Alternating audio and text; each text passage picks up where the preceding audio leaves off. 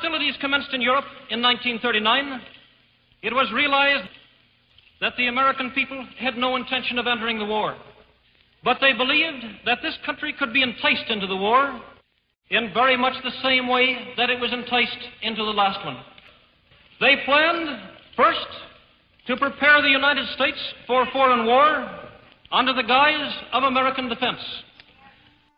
Second, to involve us in the war step by step without our realization.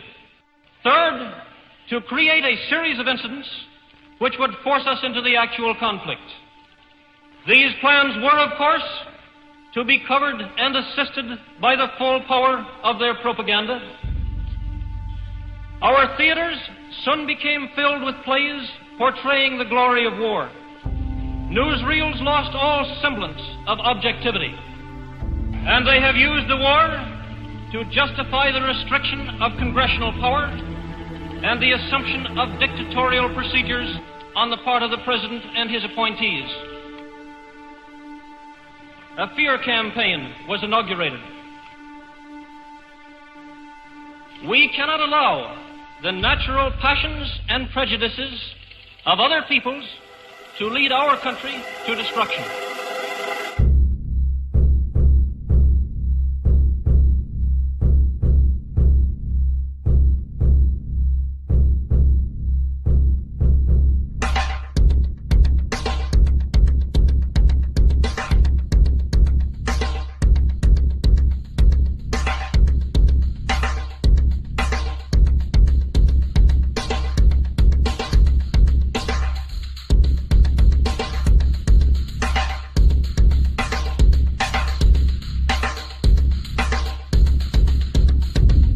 In 1775, the American Revolutionary War began as the American colonies sought to detach from England and its oppressive monarchy.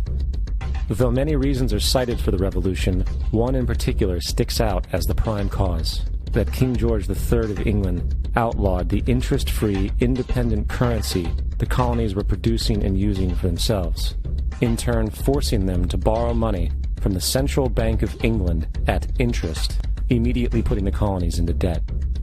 And, as Benjamin Franklin later wrote, the refusal of King George III to allow the colonies to operate an honest money system which freed the ordinary man from the clutches of the money manipulators was probably the prime cause of the revolution. In 1783, America won its independence from England. However, its battle against the central bank concept and the corrupt, greed-filled men associated with it had just begun. So what is a central bank? A central bank is an institution that produces the currency of an entire nation. Based on historical precedent, two specific powers are inherent in central banking practice: the control of interest rates and the control of the money supply, or inflation. The central bank does not simply supply a government's economy with money, it loans it to them at interest.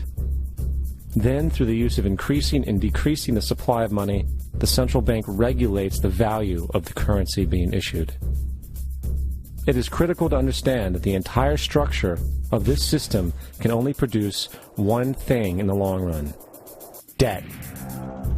It doesn't take a lot of ingenuity to figure this scam out. For every single dollar produced by the central bank is loaned at interest. That means every single dollar produced is actually the dollar plus a certain percent of debt based on that dollar. And since the central bank has the monopoly over the production of the currency for the entire country, and they loan each dollar out with immediate debt attached to it, where does the money to pay for the debt come from? It can only come from the central bank again, which means the central bank has to perpetually increase its money supply to temporarily cover the outstanding debt created, which in turn, since that new money is loaned out at interest as well, creates even more debt. The end result of this system without fail is slavery, for it is impossible for the government and thus the public to ever come out of the self-generating debt. The founding fathers of this country were well aware of this.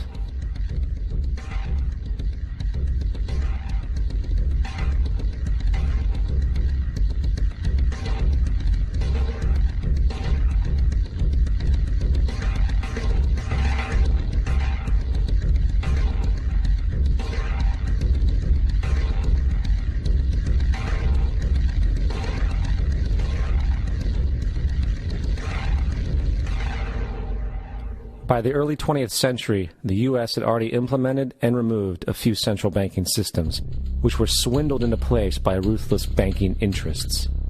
At this time, the dominant families in the banking and business world were the Rockefellers, the Morgans, the Warburgs, the Rothschilds. And in the early 1900s, they sought to push, once again, legislation to create another central bank. However, they knew the government and public were very weary of such an institution, so they needed to create an incident to affect public opinion. So, J.P. Morgan, publicly considered a financial luminary at the time, exploited his mass influence by publishing rumors that a prominent bank in New York was insolvent or bankrupt. Morgan knew this would cause mass hysteria, which would affect other banks as well. And it did. The public, in fear of losing their deposits, immediately began mass withdrawals. Consequently, the banks were forced to call in their loans, causing the recipients to sell their property, and thus a spiral of bankruptcies, repossessions, and turmoil emerged. Putting the pieces together a few years later, Frederick Allen of Life magazine wrote, "The Morgan interests took advantage to precipitate the panic, guiding it shrewdly as it progressed." Unaware of the fraud, the Panic of 1907 led to a congressional investigation headed by Senator Nelson Aldrich, who had intimate ties to the banking cartels and later became part of the Rockefeller family through marriage. The commission, led by Aldrich, recommended a central bank should be implemented so a panic like 1907 could never happen again. This was the spark the international bankers needed to initiate their plan. In 1910, a secret meeting was held at a J.P. Morgan estate on Jekyll Island off the coast of Georgia. It was there that the central banking bill called the Federal Reserve Act was written. This legislation was written by bankers, not lawmakers. This meeting was so secretive, so concealed from government and public knowledge that the 10 or so figures who attended disguised their names when en route to the island. After this bill was constructed, it was then handed over to their political frontman, Senator Nelson Aldrich, to push through Congress. And in 1913, with heavy political sponsorship by the bankers, Woodrow Wilson became president, having already agreed to sign the Federal Reserve Act in exchange for campaign support. And 2 days before Christmas, when most of Congress was at home with their families, the Federal Reserve Act was voted in, and Wilson in turn made it law. Later, Woodrow Wilson wrote, in regret,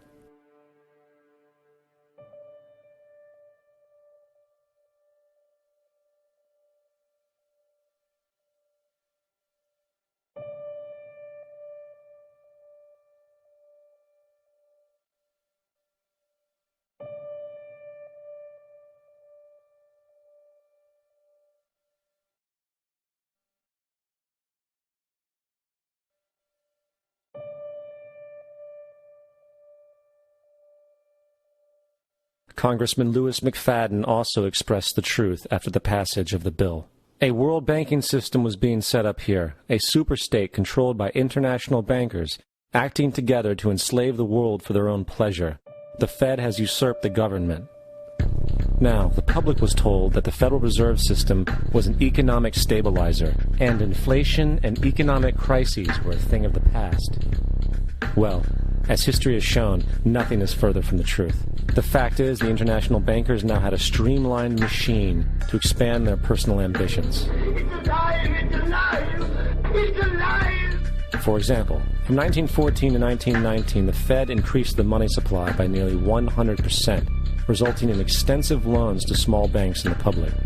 Then, in 1920, the Fed called in mass percentages of the outstanding money supply, thus resulting in the supporting banks having to call in huge numbers of loans, and, just like 1907, bank runs, bankruptcy, and collapse occurred.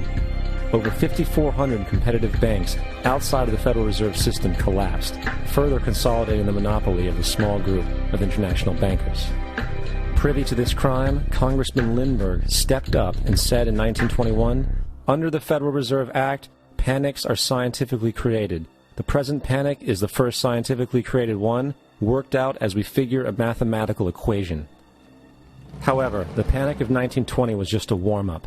From 1921 to 1929, the Fed again increased the money supply, resulting once again in extensive loans to the public and banks.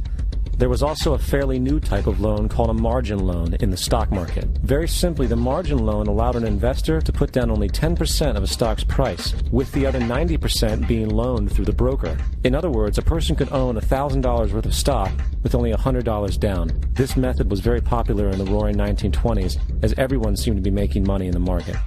However, there was a catch to this loan. It could be called in at any time and had to be paid within 24 hours. This is termed a margin call, and the typical result of a margin call is the selling of the stock purchased with the loan.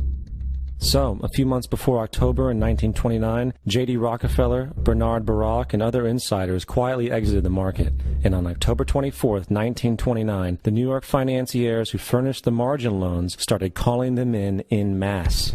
This sparked an instantaneous, massive sell-off in the market, for everyone had to cover the margin loans. It then triggered mass bank runs for the same reason, in turn collapsing over 16,000 banks, enabling the conspiring international bankers to not only buy up rival banks at a discount, but to also buy up whole corporations at pennies on the dollar. It was the greatest robbery in American history. But that didn't stop there. Rather than expanding the money supply in order to recover from this economic collapse, the Fed actually contracted it, fueling one of the largest depressions in history. Once again outraged, Congressman Louis McFadden, a longtime opponent of the banking cartels, began bringing impeachment proceedings against the Federal Reserve Board, saying of the crash and depression, "It was a carefully contrived occurrence. International bankers sought to bring about a condition of despair so that they might emerge the rulers of us all."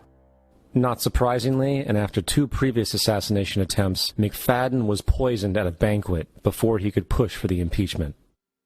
Now, having reduced the society to squalor, the Federal Reserve bankers decided that the gold standard should be removed. In order to do this, they needed to acquire the remaining gold in the system. So, under the pretense of helping to end the Depression, came the 1933 gold seizure.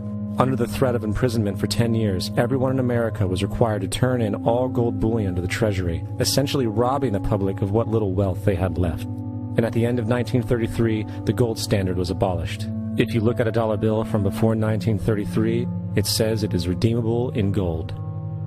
You look at a dollar bill today, it says it is legal tender, which means it is backed by absolutely nothing. It is worthless paper. The only thing that gives our money value is how much of it is in circulation. Therefore, the power to regulate the money supply is also the power to regulate its value, which is also the power to bring entire economies and societies to its knees.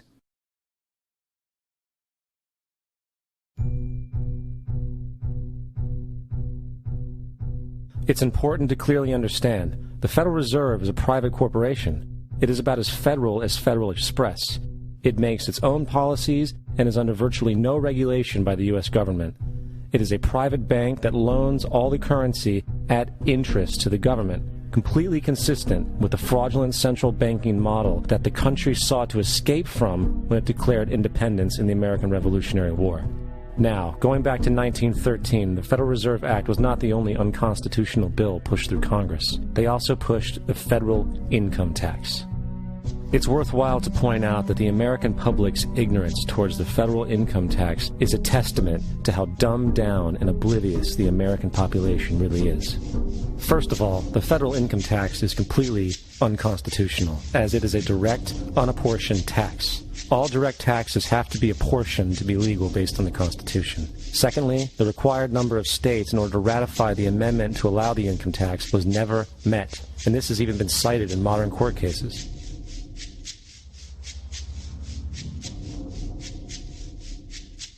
Third, at the present day, roughly 25% of the average worker's income is taken via this tax.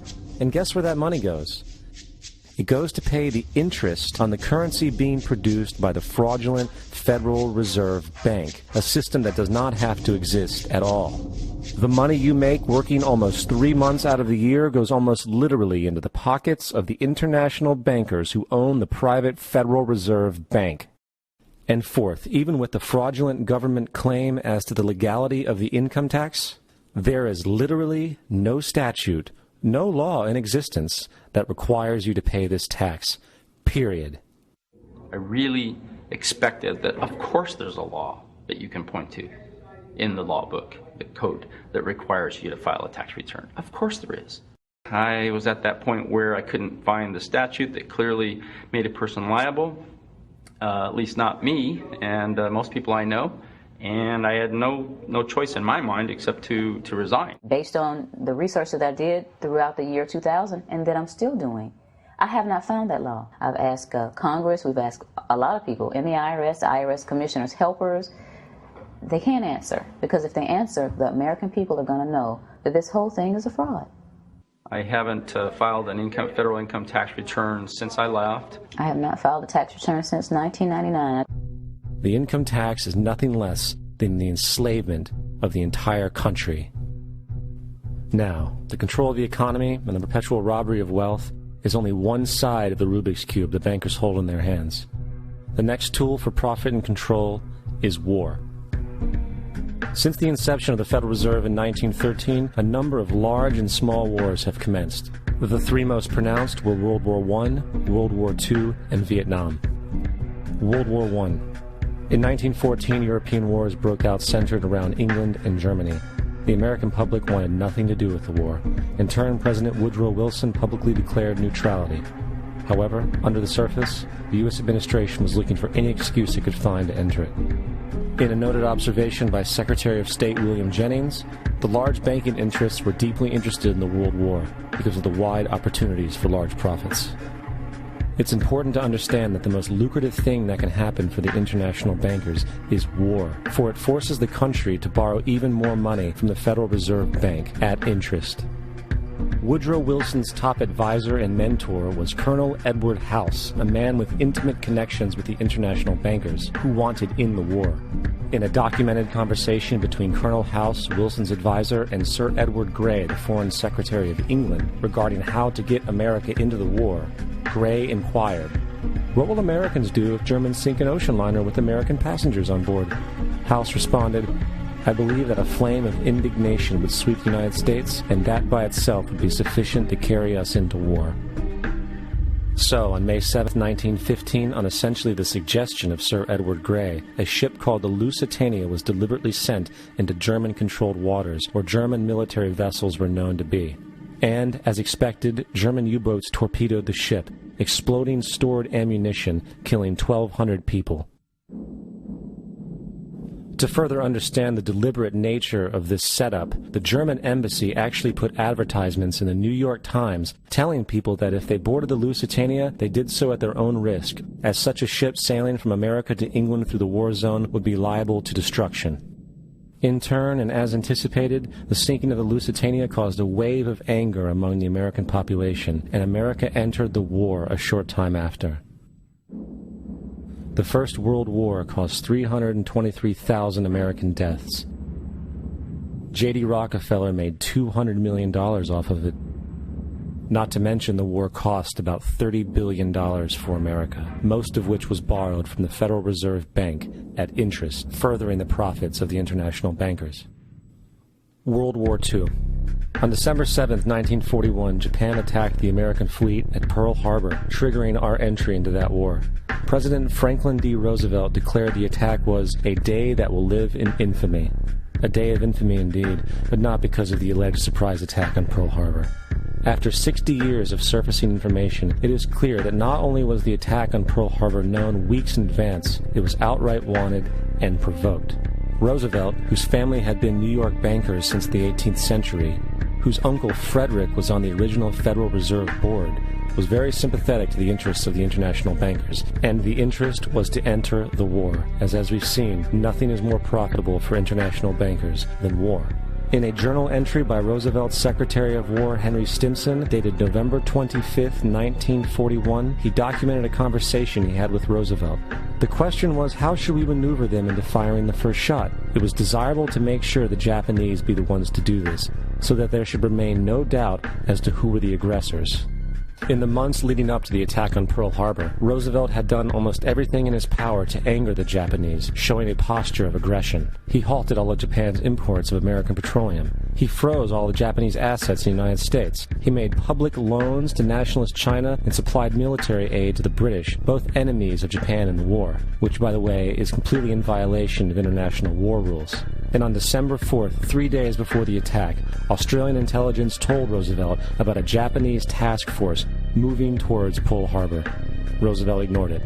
So, as hoped and allowed, on December 7, 1941, Japan attacked Pearl Harbor, killing 2,400 soldiers. Before Pearl Harbor, 83% of the American public wanted nothing to do with the war. After Pearl Harbor, 1 million men volunteered for the war. It is important to note, Nazi Germany's war effort was largely supported by two organizations, one of which was called IG Farben. IG Farben produced 84% of Germany's explosives, and even the Zyklon B used in the concentration camps to kill millions. One of the unspoken partners of IG Farben was J.D. Rockefeller's Standard Oil Company in America. In fact, the German Air Force could not operate without a special additive patented by Rockefeller's Standard Oil. The drastic bombing of London by Nazi Germany, for example, was made possible by a $20 million sale of fuel to IG Farben by the Rockefeller Standard Oil Company. This is just one small point on the topic of how American business funded both sides of World War II. One other treasonous organization worth mentioning is the Union Banking Corporation of New York City. Not only did it finance numerous aspects of Hitler's rise to power, along with actual materials during the war, it was also a Nazi money laundering bank, which was eventually exposed for having millions of dollars of Nazi money in its vaults. The Union Banking Corporation of New York was eventually seized for violations of the Trading with the Enemy Act. Guess who the director and vice president of the Union Bank was? Prescott Bush, our current president's grandfather, and of course our former president's father. Keep that in mind when considering the moral and political dispositions of the Bush family. Vietnam.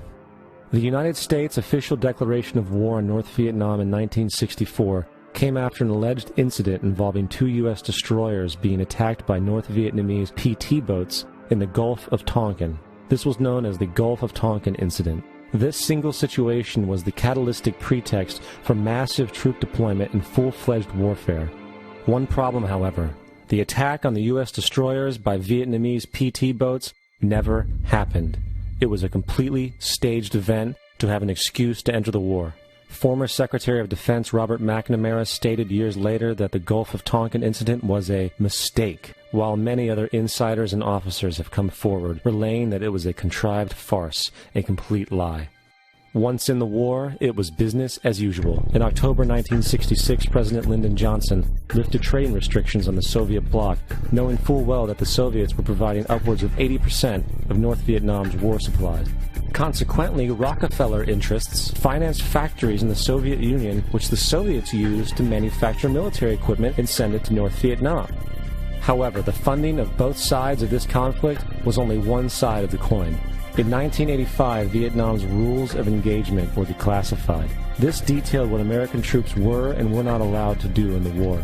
It included absurdities like North Vietnamese anti-aircraft missile systems could not be bombed until they were known to be fully operational. No enemy could be pursued once they crossed the border of Laos or Cambodia.